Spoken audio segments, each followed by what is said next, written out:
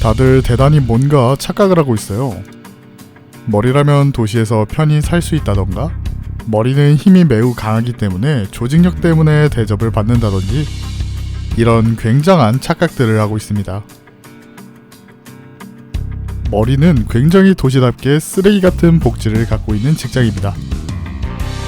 W사나 L사가 더 거지 같은 직장 아니냐고요? 물론 둘 다 거지 같은 직장은 맞습니다. W사는 퇴사를 하려고 하면 쥐도새도 모르게 죽어나가고, L사 지부는 어떤 정신나간 깡통이 폐쇄를 때려서 퇴사하는 사람들을 죄다 환상체 밥으로 주긴 했는데, W사나 L사는 입사 스펙이 높게 보는 편이 아니라서 위안이라도 삼을 수 있지, 머리는 분명히 입사 스펙이 낮지는 않을 것으로 보이는데 말이죠.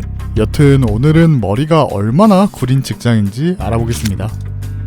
보통 직장이 어떤가에 대해서 평가한다면, 급여는 어느 정도 주는가? 퇴근 시간은 얼마나 잘 지켜지며 휴가는 얼마 정도 주는가? 회사 내부의 사람들은 어떤 사람인가? 그리고 집에서 얼마나 먼 거리에 있는가 등등 사회에서 통용되는 좋은 직장의 평가에 기반하여 영상을 만들어 보겠습니다. 머리는 날개들의 관리자이자 우두머리인 직장입니다. 굉장히 세계관 내에서 중요한 역할을 하는 셈인데, 여기서 신경 써야 될 점은 머리에 응시자, 조율자, 발톱만 있는 것은 아닐 겁니다. 컴퓨터를 두들겨 서류 정리한 것을 응시자나 조율자, 발톱이 할 것 같지는 않으니까요.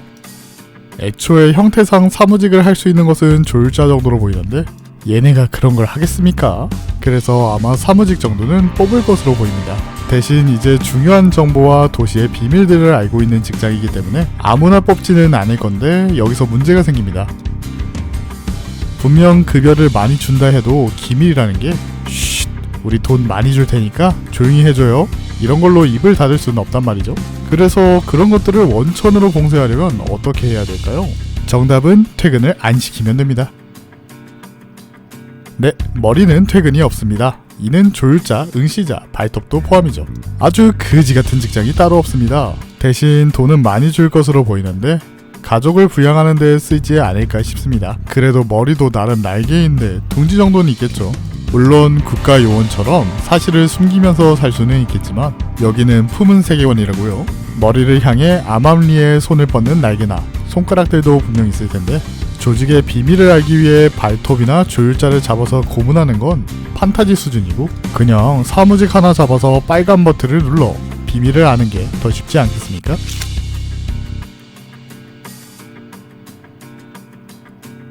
당연히 앞에서 퇴근이 없다고 했는데 휴가가 있을 리가 없습니다. 역시 OECD 회원국 노동시간 5위의 나라답게 게임에서도 자비가 없군요. 그래서 다른 날개와 다르게 머리는 이상 행동이 굉장히 많이 보입니다. 응시자는 분량이 없어서 이야기할 게 없지만, 생긴 게 무슨 현대 미술 마냥 생겨갖고 인간의 취미나 섭취 등등 할 수 있는 게 딱히 없어 보입니다. 다른 예시로 발톱을 들어보겠습니다. 발톱은 머리의 특수부대이자 사냥견으로 굉장히 전문적인 히트맨입니다. 보통 이런 존재는 아주 효율적으로 일을 합니다. 하지만 푸문의 발톱은 아주 사춘기를 보내고 있는 소년마냥 자신의 강함을 온몸으로 자랑하고 다닙니다. 보통 히트맨은 널 찢어버리겠다고 먼저 이야기하지 않습니다. 멋진 히트맨은 보통 죽이고 나서 죽였다고 보고를 하지 대상 앞에서 자신의 강함을 뽐내지는 않죠. 하지만 발톱은 겉멋에 빠져 쓸데없는 과시욕을 보입니다. W 혈청이 그중 최고인데, 다인의 인물을 텔레포트로 제거하는 것은 효율적인 행동이죠. 하지만 라우르에서는 롤랑을 붙잡고 온갖 곳으로 텔포를 합니다. 그리고 막상 하는 건 배는 거예요. 이건 왜 하는 겁니까? 그냥 자기가 이런 거 쓸 줄 안다고 자랑하는 것밖에 안 된다고요. 이게 바로 휴식의 부재가 만든 전문 인력의 유아퇴행 현상입니다. 근무 중에 자신의 취미를 찾으려 하고 있어요. 이는 상관격인 조율자도 마찬가지입니다. 가리온이 그중 최고봉인데 일하러 와서 파라솔 펴고 홍차를 마시고 있습니다. 해당 날개에서 홍차는 있다고 쳐도 파라솔과 이런 모습의 의자는 없을 것 같은데요. 이건 본인이 직접 챙겨온 것으로 보입니다. 아니면 부하를 시켰던가요? 졸자 정도가 되는 존재도 직장 내부에서 티타임을 보내면 눈치가 보이는지 굳이 작업이 끝나자마자 바로 펼쳐서 마시는 걸 보면 안쓰러울 수준입니다. 결국 이런 취미 활동을 찾다 남이 죽어가는 걸 취미로 즐겼던 가리오는 일은 잘해놓고 취미 활동을 하려다 칼침을 맞아 죽습니다. 아직 얘 말고 조율자가 죽은 사례는 없어요. 이렇게 머리는 휴식의 부재로 고급 인력들이 이상 행동을 보이고 있습니다. 휴식도 없고 휴가도 없고 취미는 근무 중에 찾아야 하는 최악의 직장. 저라면 머리에는 절대 지원하지는 않을 것 같습니다.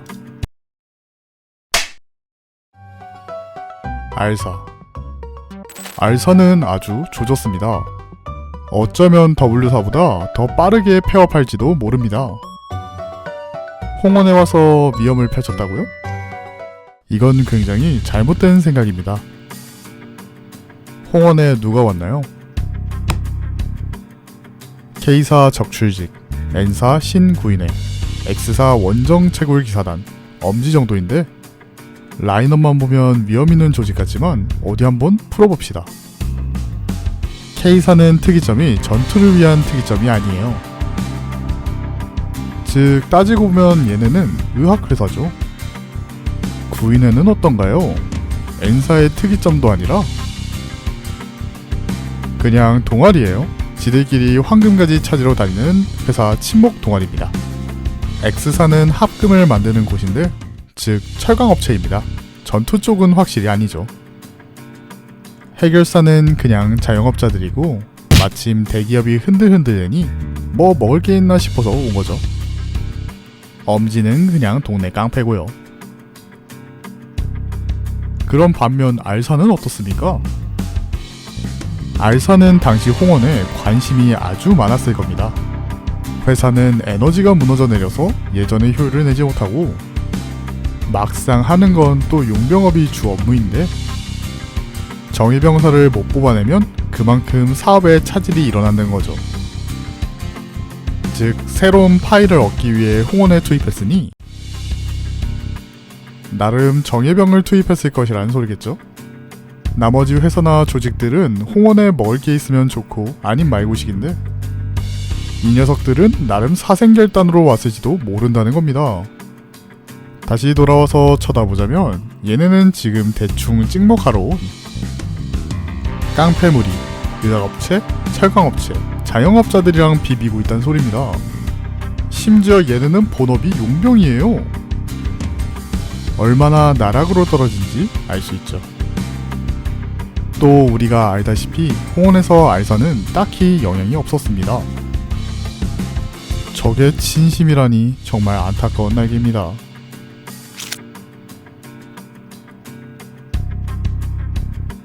그래요. 예전에는 용병업을 하며 신체 개조를 특수하게 한 차별점이 있었습니다.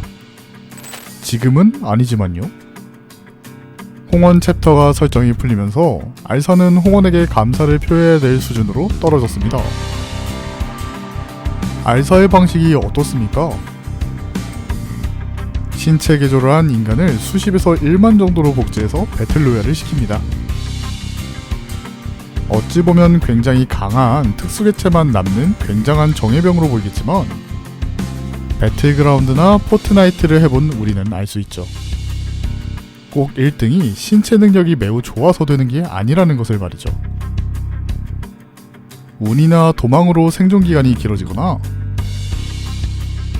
강한 상대끼리 싸우는 걸 중간에 껴들어 제3자가 되어서 승리를 쟁취하기도 하거든요. 정말 특수한 개체가 있더라도 부상을 입거나 재수없게 싸움에 휘말리면 약해집니다. 사실은 아무런 의미가 없는 짓이죠. 여긴 품은 세계관이라 현실적으로 생각하지 말라고요? 뭐 그래요. 좋습니다. 만약 이 특이점이 정말 효율을 낸다고 칩시다. 이 강화인간들은 다른 특이점과 경쟁하려면 배틀로얄을 진행해야 된다는 소린데 에너지가 없어서 효율도 예전보다 나지 않습니다. 반면 홍원은 어떻습니까? 외부 소스를 사용하지 않아도 안정적인 군사력인 흑수를 뽑을 수 있습니다. 누구처럼 배틀로얄을 할 필요도 없으며 효율도 더 뛰어나죠. 만약 이런 홍원이 용병업을 하면 어찌 될까요? 그날 알사는 바로 홍원 하청으로 들어가거나 그냥 시원하게 말아먹을 가능성이 높습니다. 심지어 홍원은 흑수가 메인 특이점도 아닙니다. 회복과 신체 변형을 할 수 있는 것이지 용병업이 메인인 것도 아니거든요. K사에 깎인 영향력을 보충하려고 홍원에서 용병업이라도 시작한다면 저 같으면 환과 흑수를 동시에 지원해주는 흑수를 사용하겠습니다. 제갈도 2개씩 주면 그만이니까요. 출동과 철수 정도로 말이죠.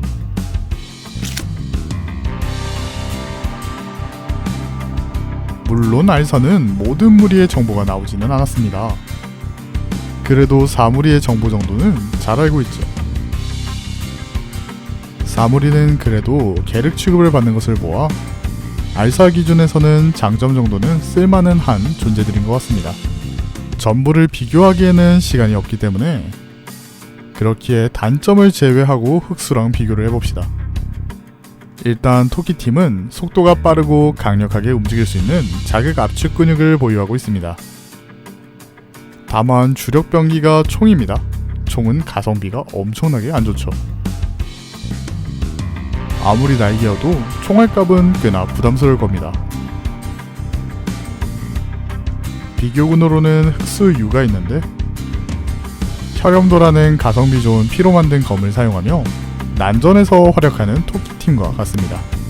하지만 제갈이라는 통제 가능한 명령권이 존재하며 그냥 냅다 다 갈겨버리는 토끼팀과 다르게 일단은 목표물을 먼저 죽이는 것을 목적으로 합니다. 이후에 더 깽판을 치려고 하지만 철수를 명령하면 명령을 듣기는 합니다. 가장 인상적인 점은 단점을 일부러 안 고치는 점인데 물량이 괜찮게 제공되니 굳이 고칠 필요가 없다는 점입니다.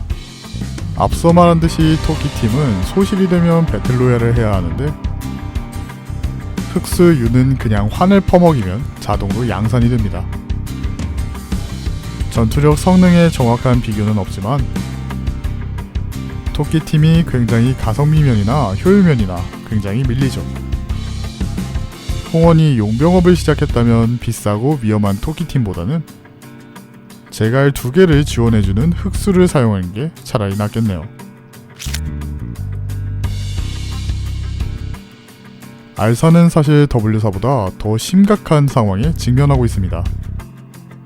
W사는 워프열차라는 도시에서 필요한 서비스를 제공하는 반면 알사는 설정이 미뤄질수록 다른 날개에 비해 득이 거진 없다는 점이죠. 날개가 특이점으로 굴러간다는 것을 생각해보면 사실 알사의 특이점은 복제가 아니라 개조인간을 만드는 게 아닌가 싶습니다. 아이러니하게 그 방향도 흑수선인의 아인종 변형보다 뛰어난지는 의문이 나는 편이고요. 그렇기에 알사는 아주 조졌습니다. 만약 알사의 주식을 샀다면 지금 빨리 빼는 것이 좋겠네요. 상장 폐지될 것 같은. 엄지. 손가락에서 가장 이상한 조직이라고 하면 엄지일 겁니다. 아니, 우리 터놓고 이야기해봅시다. 품은 세계관에서 조직을 왜 들어갑니까? 일단 뒷골목 기준에서는 보호의 목적이 제일 클 겁니다. 도시에서는 치안이라는 게 전혀 없기 때문에 자신이 몸을 보호해야 되죠. 하지만 일반인인 도시민들이 무슨 힘이 있겠습니까? 그래서 손가락들이 대체적으로 제공하는 게 주민들의 안전입니다. 그 대가로 도시민들이 제공할 수 있는 것을 달라고 하는데 검지는 지령, 약지는 예술품, 중지는 중지와의 의리를 요구하죠. 사실 엄지 못지않게 위험하거나 죽을 위험이 있는 것도 맞습니다. 하지만 아예 제공이 불가능한 수준은 아니라는 점이죠. 엄지는 돈을 요구합니다. 그것도 둥지 시민이 부담스러워하는 고액을 달라고 합니다. 대체 뒷골목 시민이 그런 돈이 어디 있습니까? 역시 원본이 깡패라 그런지 그 모습 어디 안 간다고? 보호비를 내던 사람이 돈을 못 내면 반쯤 죽도록 패거나 손목을 자르다든지 더하면 죽이기까지 하는 모습도 보여줍니다. 그건 하청인 흑운회가 한 짓이라고요? 엄지는 예의를 중요시하니 상급기관으로서 하급기관에 책임을 져야 하는 게 당연합니다. 즉, 엄지 잘못이죠. 손가락은 각각 조직에 맞는 덕목을 지켜나갑니다. 이는 해당 손가락을 유지하는 근본적인 모습이고, 이 모습이 사라진다면 손가락을 유지할 수 없을 지경이 되는 것도 사실이죠. 검지의 경우 지력에 대한 믿음이 사라진다면 조직이 공중분해되는 것은 당연하며, 중지의 경우 의리가 없어진다면 조직이 말할 필요도 없이 그냥 공중분해됩니다. 다만 이 덕목들이 조직에 큰 이득을 주는 것도 사실입니다.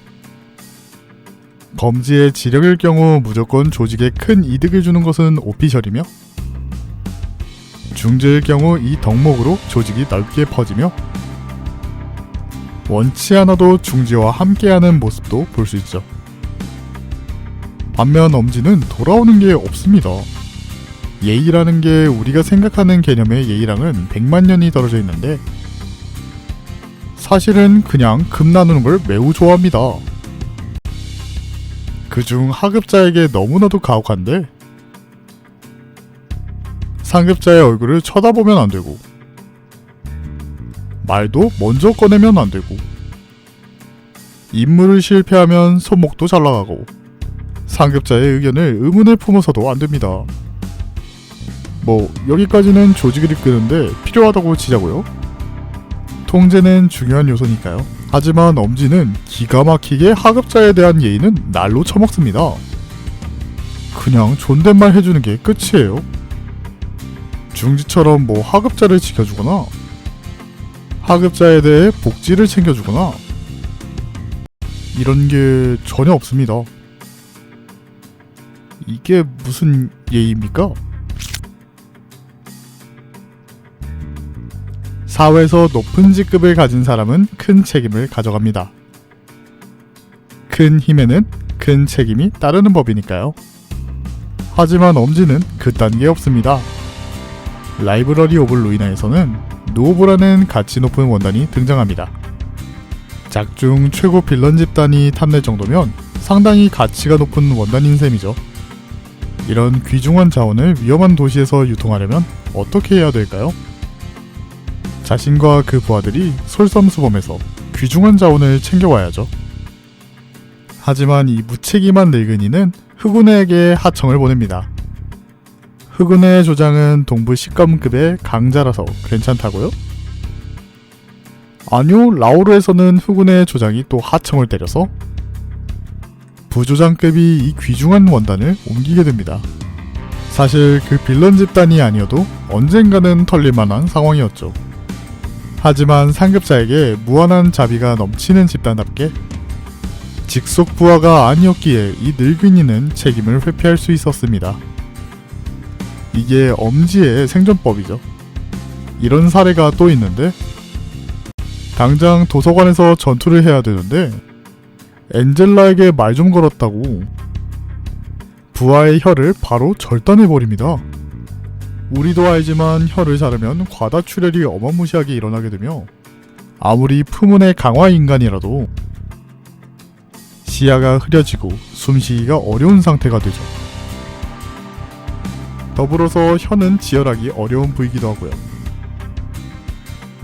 즉, 이 꼰대 자식은 부하가 적에게 말 좀 걸었다고 지금 한 명이 소중한 상황에 카포 한 명을 유진으로 교체시켜버린 겁니다.